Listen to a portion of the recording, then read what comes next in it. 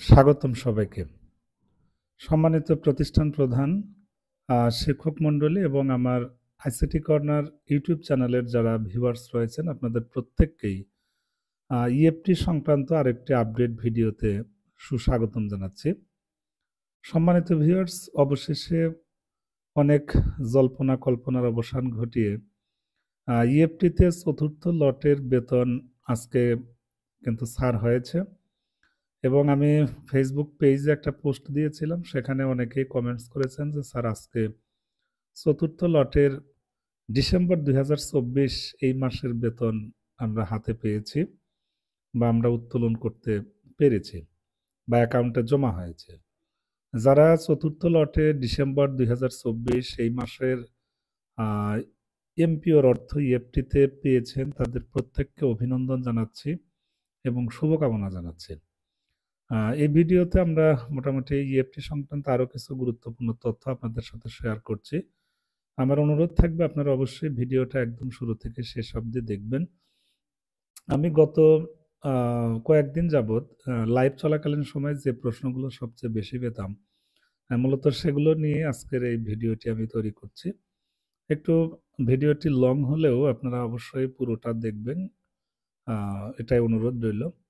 প্রথমে আমরা আসি যে স্যার জানুয়ারি 2025 এই মাসের ইএফটির অর্থ কবে নাগাদ পাওয়া যাবে? এটার আপডেট তথ্য হচ্ছে কর্তৃপক্ষ কিছুদিন আগে একটা ভিডিওর মাধ্যমে তারা যেটি জানিয়েছিল, সেটি সেই মোতাবেক তারা বলেছিল যে যদি বৃহস্পতিবারের মধ্যে এটা দেওয়া সম্ভব হয় তো ভালো, আর যদি কোনো কারণে বৃহস্পতিবারের মধ্যে এটি জমা না হয় সেক্ষেত্রে আগামী সপ্তাহের শুরুতে অর্থাৎ রবি সোমবারের মধ্যেই জানুয়ারি 2025 এই মাসের ইএফটির তে এমপিওর অর্থ কিন্তু পাওয়া যেতে পারে। তবে খুব শীঘ্রই দিয়ে দেবে এটাই হচ্ছে কথা, কারণ সেগুলো প্রক্রিয়াধীন আছে। আশা করছি খুব দ্রুতই আপনাদেরকে একটা সুখবর দিতে পারবো। আপনাদের মতো আমি নিজেও জানুয়ারি 2024 এই মাসের এমপিওর অর্থ পাওয়া নিয়ে দুশ্চিন্তায় আছি। সুতরাং আমিও কিন্তু আপনাদের সহযাত্রী। সুতরাং আপনারা পেলে আমিও পাবো। এটা আপনাদের যেমন আত্মতৃপ্তি এবং স্বস্তিকর, তেমনি আমারও কিন্তু আত্মতৃপ্তি এবং স্বস্তির। যাই হোক, এবার আসি যে যাদের ইএফটিতে বেতন এসেছে বাট ভুল আছে তাদের ক্ষেত্রে করণীয় কি? আসলে যারা প্রথম লটে বেতন ভাতাদি পেয়েছেন তাদের তথ্য মোটামুটি সঠিক আছে বলা যায়, যার কারণে তাদের এমপিও কারেকশনের প্রয়োজনীয়তা আছে বলে আমার মনে হচ্ছে না। এছাড়া দ্বিতীয় থেকে চতুর্থ লট পর্যন্ত যারা এ পর্যন্ত বেতন ভাতাদি পেয়েছেন, হয়তো কেউ দেরিতে পেয়েছেন, দেখেন তাদের কোনো না কোনো তথ্য উপাত্তে বিভিন্ন জায়গায় কিন্তু ভুল ত্রুটি আছে। বিশেষ করে নামের বানান, জন্ম তারিখ, ব্যাংক অ্যাকাউন্ট নম্বর, এ সমস্ত ক্ষেত্রে নানান ধরনের ত্রুটি বিচ্যুতি ছিল। বিশেষ করে আগে যারা এমপিওভুক্ত হয়েছেন তাদের অনেকেরই ব্যাংক অ্যাকাউন্ট নম্বরটা শর্ট ছিল, মানে 2 থেকে 4 ডিজিট বা 5 ডিজিট এরকম ছিল। যেহেতু ইএফটি অনুসারে আমাদের 13 থেকে 17 ডিজিট লাগবে, সো অ্যাকাউন্ট নম্বরটা আপনারা সংশোধন করবেন। ঠিক আছে? তবে এমপিও কারেকশন প্রক্রিয়াটা খুবই সহজ এবং অনলাইনে ইএমআইসে ঢুকে এমপিও ইউজারআইডি এবং পাসওয়ার্ড দিয়ে লগইন করে কিন্তু আপনারা খুব সহজেই কিছু পেপারস সাবমিশনের মাধ্যমে কারেকশনের আবেদনটি করতে পারবেন। আপনাদের সুবিধার্থে কারেকশনের আবেদনের ভিডিও আপনাদের সাথে শেয়ার করব, সমস্যা নেই। তবে এখানে 7 থেকে 8 ধরনের কাগজ মানে যুক্ত করার অপশন রয়েছে, যেমন প্রতিষ্ঠান প্রদানের ফরওয়ার্ডিং রয়েছে, যেটাতে আপনার কি ধরনের ভুল রয়েছে সেগুলো উল্লেখ থাকবে। আপনার অ্যাপয়েন্টমেন্ট লেটারটা লাগবে, নিয়োগপত্রটা এখানে লাগবে।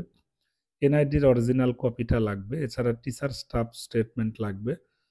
রেজুলেশনের একটা অপশন রয়েছে। এছাড়া আদার্সেরও কিন্তু অপশন রয়েছে। সো ডকুমেন্টস কিন্তু খুবই সীমিত। আর একই ডকুমেন্টস একাধিক শিক্ষকের ক্ষেত্রেও লাগে। সুতরাং আপনার প্রতিষ্ঠানে যদি অধিক সংখ্যক শিক্ষক কর্মচারীর বিভিন্ন ধরনের ভুল-ভ্রান্তি থাকে, সেক্ষেত্রে তাদের তথ্যগুলো কারেকশনেও কিন্তু আপনাকে খুব একটা বেগ পেতে হচ্ছে না। কারণ কিছু পেপারস আছে যেগুলো সকলের ক্ষেত্রেই প্রয়োজন। যেমন রেজুলেশন, তারপরে টিচার স্টাফ স্টেটমেন্ট, তাই না? এগুলো কিন্তু প্রত্যেকেরই লাগে। যাই হোক, আপনারা অতি দ্রুত মাওসি নির্দেশনা মোতাবেক নির্ধারিত সময়ের মধ্যেই আপনারা যাদের বিভিন্ন ধরনের ভুল-ভ্রান্তি আছে, তারা অবশ্যই কারেকশনের আবেদন দিবেন, এটি হচ্ছে কথা। আরেকটি প্রশ্ন আসে, সেটি হচ্ছে ডট এবং স্পেস প্রবলেমের জন্য কি হবে? আসলে কর্তৃপক্ষ যেটা শুরুতেই জানিয়েছিল যে ডট এবং স্পেস প্রবলেম এটা আসলে মেজর কোনো প্রবলেম না। কর্তৃপক্ষ হয়তো এটা কারেকশন করে দিয়েছে। সো আমি যতটুকু জানি এই ব্যাপারে আপাতত উদ্যোগ না নেওয়াই ভালো। তারপরেও যদি কারোর সংশোধনের সুযোগ থাকে বা প্রয়োজন মনে করেন, সেক্ষেত্রে আপনি করে নিতে পারবেন। তবে আম কর্তৃপক্ষের সাথে এ ব্যাপারে বিস্তারিত আলাপ আলোচনা করে যেটা করবেন সেটাই সবচেয়ে ভালো হবে। আরো কিছু প্রশ্ন আসে, সেটি হচ্ছে যে, "স্যার, আমার সকল ধরনের তথ্য সঠিক আছে, তারপরেও ইএফটিতে বেতন আসেনি, কি করব?" গতকালকেও অনেকে ফোন দিয়েছিলেন, আজকেও এই ব্যাপারে অনেকেই হোয়াটসঅ্যাপে বিষয়টি নিশ্চিত করেছেন যে, "স্যার, সকল তথ্য সঠিক আছে, কিন্তু এরপরেও ইএফটিতে নাম আসেনি।" তবে তাদের কাছ থেকে তথ্য নিয়ে যেটি জানা গেল যে, তাদের ফাইলগুলো মূলত মাওসি বা আইবাসে দেরিতে পৌঁছেছে। যার কারণে সেগুলো নিষ্পত্তি করতে দেরি হচ্ছে বা একটু পেন্ডিং এ আছে বা প্রক্রিয়াধীন আছে। সো তাদের উদ্দেশ্যে বলব, আপনার তথ্যে যদি সঠিকতা থাকে তাহলে একটু নিশ্চিন্তে থাকুন। যদিও বেশ কয়েক মাস চলে যাচ্ছে, টেনশনের একটা কারণ রয়েই যাচ্ছে। তারপরেও বলব, অবশ্যই এর ধৈর্য ধরেন। তথ্যের সঠিকতা থাকলে কিছুই করতে হবে না, অটোমেটিক্যালি সেটা চলে আসবে। আরো কিছু প্রশ্ন আছে, সেটি হচ্ছে যে, স্যার, এই যে গ্যাপ যাচ্ছে, ডিসেম্বরের বেতন পাইনি, এখন হয়তো জানুয়ারির বেতন ২-১ দিনের মধ্যে দিয়ে দেবে। সো আমরা যারা কোনো মাসেরই বেতন পাইনি তাদের কি হবে? তাদের উদ্দেশ্যে বলছি, দেখেন, আপনার যেটা প্রাপ্য সেটা টুডে অর টুমরো আপনি পাবেন। ২ মাস হোক, ৪ মাস হোক, যত মাসেরই বকেয়া থাকুক বা পেন্ডিং থাকুক, সবগুলোই কিন্তু আপনাকে দেওয়া হবে যখন আপনার ইএফটির তথ্যগুলো ভেরিফিকেশন হবে বা আইবাসটা যখন যাচাই হবে। সো টেনশনের কিছু নাই, টুডে অর টুমরো এটা পাবেন। এমন অনেক উপজেলা শিক্ষক কর্মচারীরা আছে, এখনো তাদের ফাইল কিন্তু মাওসিতে বা আইবাসে রয়ে গেছে। সো তাদের দিকটা একটু ভাবুন, তারাও হয়তো আপনাদের মতোই টেনশনে আছে। ঠিক আছে? আর আরো কিছু প্রশ্ন আমরা Facebook পেজেও পেয়েছি, YouTube চ্যানেলেও পেয়ে গেছি যে, "স্যার, বাবা-মার নামের বানানে ভুল-ভ্রান্তি আছে, সেগুলো কি করব?" দেখেন, এই মুহূর্তে পিতামাতার নামে যদি কোনো ত্রুটি-বিচ্যুতি থাকে, তার কারণে বা সেজন্য কিন্তু ইএফটিতে বেতন ভাতা দিয়ে আসলে বাধাগ্রস্ত হবে না। সুতরাং আমার পরামর্শ থাকবে, আপনার নিজস্ব তথ্য, যেমন আপনার নাম, ব্যাংক অ্যাকাউন্ট নম্বর, এনআইডি, এগুলো যদি আপনার সঠিক থাকে, তাহলে আমার মনে হয় আগ বাড়িয়ে অন্য কিছু কারেকশনের কোনো প্রয়োজন নেই। ঠিক আছে?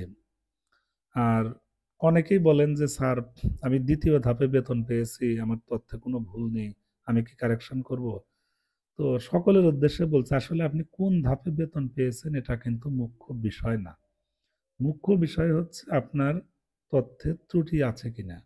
এমপিও সেটার সাথে আপনার এনআইডির অসামঞ্জস্য আছে কিনা, এটা আপনাকে দেখতে হবে। সুতরাং আপনি যে ধাপেই বেতন পান, আপনার তথ্য যদি সঠিক থাকে, আপনার কারেকশন আবেদন দেওয়ার কোনো প্রয়োজন নেই। আর তথ্যে যদি ত্রুটি বিচ্যুতি থাকে, সেক্ষেত্রে অবশ্যই আপনি অনলাইনে এমপিও কারেকশনের আবেদন দিবেন এবং এই ফাইলগুলো কিন্তু অতি দ্রুত নিষ্পত্তি হচ্ছে। তো যাই হোক, আরেকটি কোশ্চেনের উত্তর দিব আরকি। আপনারা প্রায়ই জানতে চান যে, "স্যার, এই যে ইএফটিতে বেতন ভাতা দিয়ে চালু হলো বা হয়েছে, সো এখন পর্যন্ত প্রতিষ্ঠান থেকে কিন্তু অনলাইনে কোনো কিছু দাখিল করতে হয়নি। ইন ফিউচারে করতে হবে কিনা?" অবশ্যই করতে হবে। কর্তৃপক্ষের কাছ থেকে বা মাধ্যমে আমরা যতটুকু জেনেছি যে, হয়তো জানুয়ারির এমপিও পর্যন্ত আমাদের অনলাইনে বিল সাবমিশন করতে হচ্ছে না। কিন্তু যখনই আমরা ফেব্রুয়ারির এমপিওটা পাবো, দেখবেন তখন থেকেই প্রত্যেক প্রতিষ্ঠানের প্রতিষ্ঠান প্রধানকে তাদের ওই নির্ধারিত মাসের প্রায় শেষ হওয়ার আগে ২০-২২ তারিখের মধ্যেই দেখবেন অনলাইনে কিন্তু বিল আ সাবমিশন করতে হবে। অর্থাৎ কোন শিক্ষক কর্মচারীর বিলটা আপনি সাবমিট করলেন, কেন করলেন না, কার বেতন কর্তন করলেন। ডিটেইলস ইনফরমেশন যখন আপনি প্রতিষ্ঠান প্রধান এমপিও ইউজারআইডি এবং পাসওয়ার্ড দিয়ে লগইন করে বিলটা যখন সাবমিশন করবে, তখন ওই সাবমিশনের আলোকেই মূলত কর্তৃপক্ষ কিন্তু তাদের বিল ছাড় করবে। সুতরাং ভাবেন না যে আ অটোমেটিক্যালি আমি পাবো। অটোমেটিক্যালি আপনি পাবেন, কিন্তু প্রতিষ্ঠান প্রধানের কাজ কিন্তু প্রত্যেক মাসেই থাকবে। জানুয়ারির এমপিও পর্যন্ত হয়তো তাদের কোনো ধরনের তথ্য অনলাইনে সাবমিট করতে হচ্ছে না। বাট ফেব্রুয়ারির এমপিও থেকেই দেখবেন যে আপনাদেরকে অনলাইনে কিন্তু বিল সাবমিট করতে হবে। সে কাজটি আসলে কঠিন হবে না, খুবই সহজ হবে। সেটি প্রতিষ্ঠান প্রধান আইসিটি শিক্ষকের তত্ত্বাবধানে মূলত এটি বা তার সাথে কাজটি করবেন। এটাই হচ্ছে কথা। আর কিছুদিনের মধ্যেই আমরা দেখব সেই এমপিও ইএফটি মডিউলে সে অনলাইনে বিল সাবমিশনের অপশন কিন্তু খুব শীঘ্রই যুক্ত হয়ে যাবে। আপনারা অবশ্যই সময় হলে সেটা মিলিয়ে নিবেন। তখন সে ব্যাপারে আরো ডিটেইলস আপনাদের বলব। আপনারা গতকাল থেকে অদ্যাবধি অনেকেই জানতে চাচ্ছেন যে স্যার আসলে এমপিও কারেকশনের কাজটা কি কঠিন? এটা কিভাবে করব? কাজটা আসলে খুবই সহজ। টেনশনের কিছু না। আপনারা যদি মনে করেন আমি কারেকশনের আবেদনের টিউটোরিয়াল আপনাদের জন্য তৈরি করে দেব, কোনো সমস্যা নেই। আমি কিছুদিন আগেও কিন্তু একটা ডেমো ভিডিও বানিয়েছিলাম এমপিও কারেকশনের আবেদন কিভাবে করবেন। যদিও সে ভিডিওটা আপলোড করার সাথে মানে ২৪ ঘন্টা পার হতে না হতেই YouTube অথরিটি সেটা ডিলিট করে দিয়েছে। বাট Facebook এ কিন্তু সেটি আপলোড করা আছে। Facebook পেইজে। আপনারা চাইলে সেটা দেখে নিতে পারবেন। যাই হোক অনেকটা লম্বা করে ফেললাম ভিডিও, কিছু মনে করবেন না। আমরা অবশ্যই আপডেট তথ্য আপনাদেরকে আরো দিব। অবশ্যই সাথে থাকবেন।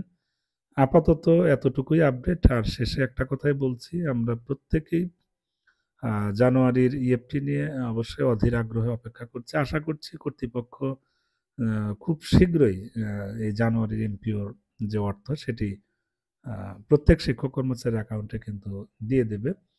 তো সবার জন্য শুভকামনা থাকবে, সাথেই থাকবেন। ধন্যবাদ সবাইকে।